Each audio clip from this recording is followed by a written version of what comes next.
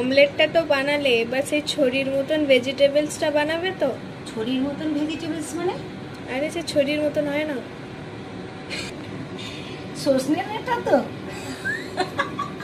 আরে হাবা, এটাকে সজনে ডাঁটা বলে, ছড়ির মতন ভেজিটেবলস নয়। চিকেনে, ঠিক আছে।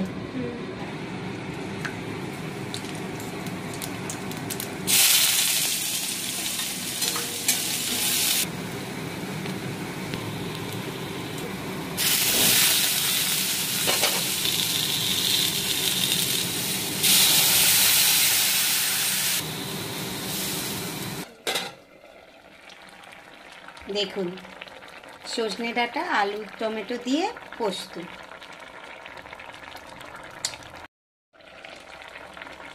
দেখুন অপূর্ব কালার হয়েছে।